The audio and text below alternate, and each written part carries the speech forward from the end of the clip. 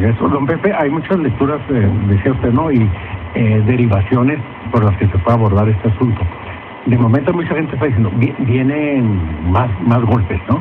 Sí, lo que pasa es de que, como comentábamos anteriormente, si se queda únicamente en el arresto y que no pasó más nada, pues entramos a este proceso de sospechosismo. ¿Qué es lo que tiene que hacer el gobierno o qué es lo que se debe hacer en un momento de justicia? Es de que, bueno, si es cierto que ella tenía cuentas que manejaba mientras le daba la gana, este dinero tiene que regresar al sindicato. ¿Qué pasa con ese dinero? ¿Dónde está? ¿Se le va a quedar a ella sus cuentas personales? ¿Va a seguir teniendo sus mansiones? ¿De dónde sacó el dinero para comprarlas en San Diego, en Las Lomas, en el Distrito Federal, etcétera? ¿O se le van a expropiar porque son propiedad del sindicato y no propiedad de personas? Esa sería una pregunta. Y los fondos que tienen a nombre de la mamá en Europa, ¿no? Esa es otra de las cosas. Que, bueno, que hay que decir, hay un asunto bien interesante que detecté cuando se estaba dando la información. También la Quina hizo lo mismo cuando el sindicato petrolero, es decir, creó cuentas a nombre de grupos empresariales o grupo empresarial fuera del país. Me acuerdo uno que se llamaba Arriba Límites, que estaba en Estados Unidos, en donde tenía en esa cuenta centenarios, era una cuenta en oro. Y recuerdo yo muy bien porque el sindicato hizo una especie de contrato laboral con un grupo estadounidense al que le quedó mal. Entonces este grupo se dedicó a buscar esa cuenta en todo Estados Unidos para expropiársela, para quitársela al sindicato petrolero. Y yo entrevisté al investigador que estaba buscando esa cuenta, que la encontró. Así la encontró. Sí, la encontró.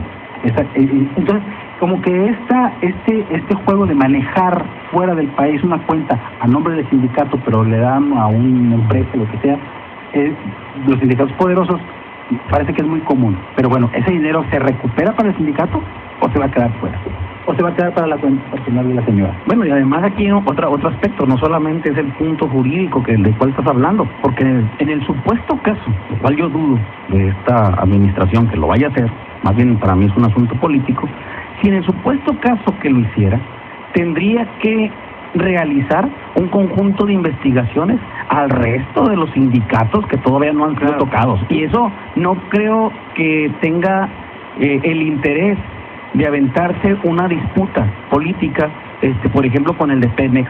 Recuerdo que sería el siguiente, sobre todo en este momento de la posibilidad de la privatización, porque van a requerir, a final de cuentas, ¿sí?, la participación y la aprobación directa del sindicato de Pemex para poderlo realizar.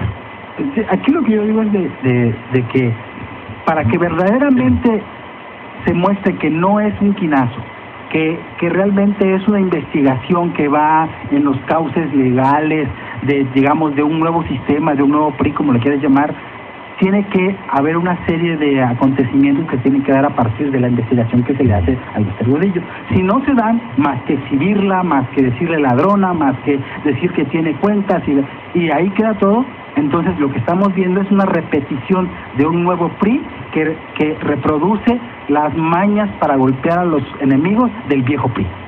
Y que por lo demás, de momento se focaliza todo en torno a la figura del Dr. Gordillo, pero donde creo que tendríamos elementos para tratar de escudriñar al menos en las motivaciones del gobierno de Enrique Peña Nieto, de lo que se está haciendo en este momento, será en quién queda, a quién se le entrega la gente, ¿no?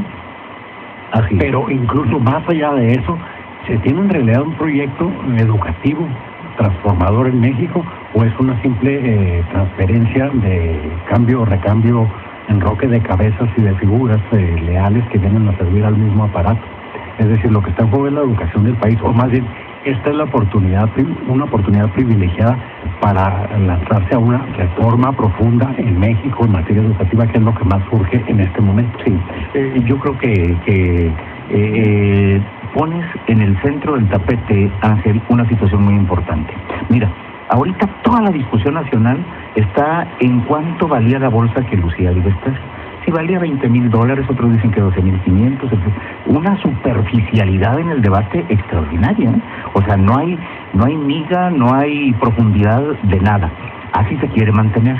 Esa es la situación. Que si a lo mejor algún maestro decide ir a demandar porque sus cuotas fueron desviadas. No, es que no estamos hablando de desviación de cuotas. No estamos hablando que si se los gastó en chicles o si se fue a comprar una residencia en San Diego. Estamos hablando de un chorro de miles de millones de pesos, de cientos de miles de millones, que son los que se destinan en este país para la educación y que fueron manejadas por una sola persona. No estamos hablando de la bolsa, sin rendirle cuentas a nadie. Estamos hablando de recursos públicos, del erario. Estamos hablando de una cantidad impresionante.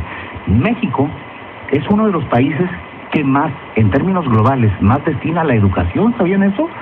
Eso lo sabe cualquiera. ¿Qué más recursos destina a la educación? Y es uno de los países que salarios más miserables tiene para los maestros. Todos los recursos para la educación se quedaban y se siguen quedando en un entramado, porque el hecho que quiten el Bester no modifica absolutamente nada del sistema.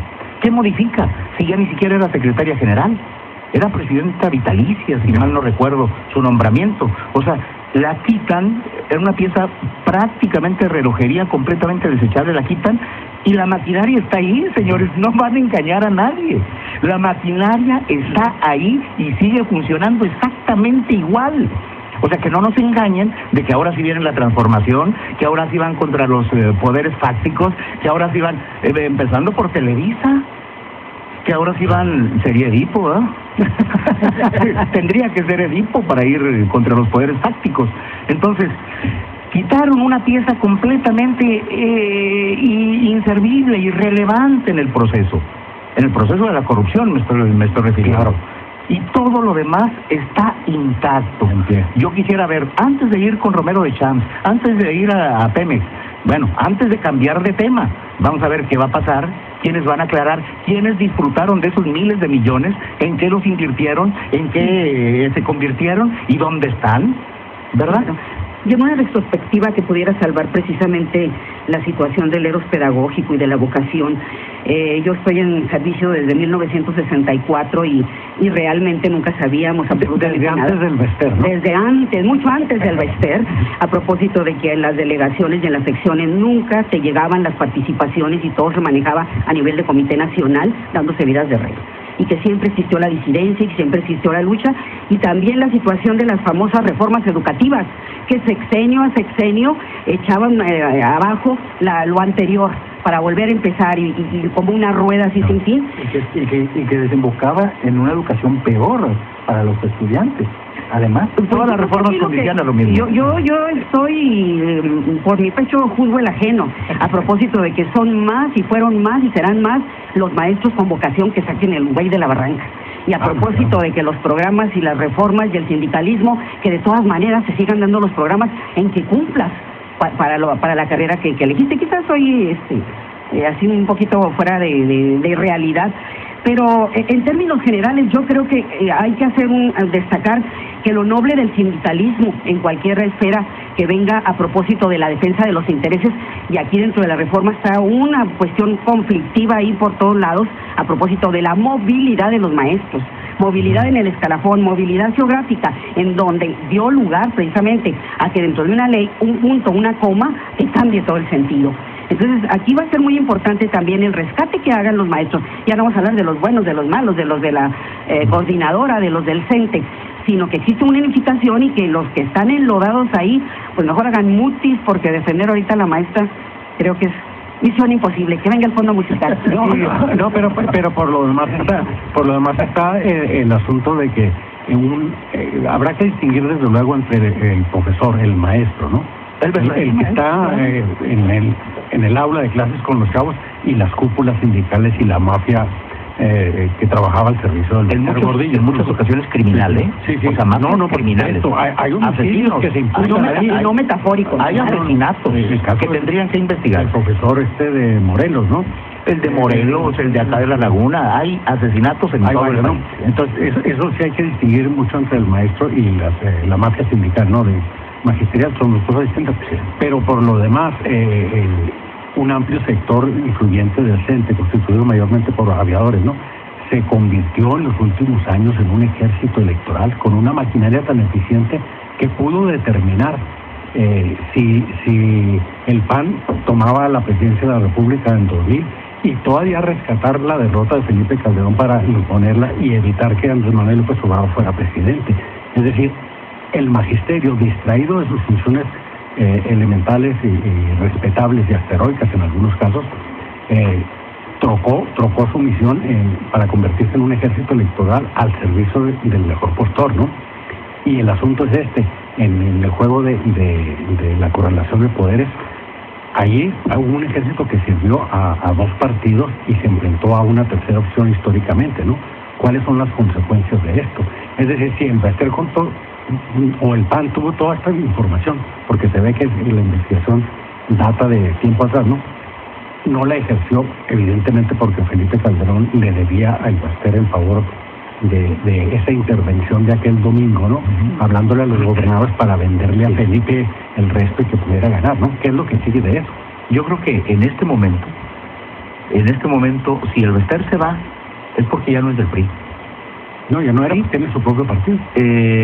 Ya el ejército que tú dices que durante muchísimos años y décadas sirvió al PRI, empezó a servir al PAN en el 2000 y en el 2006. Y luego volvió. Y bueno, intentó volver y volvió por unos días, después fue un poco marginado ese ejército, entre comillas, y después quedó ahí más bien como voluntario, más que asalariado, ¿verdad? Sí, Peña Nieto no se la debe, pues. El Peña Nieto no se la debe. No se la debe. Vamos, Mónica, disculpa, sí, vamos a los anuncios y regresamos. Una pausa, no se despegue de Hilo Directo.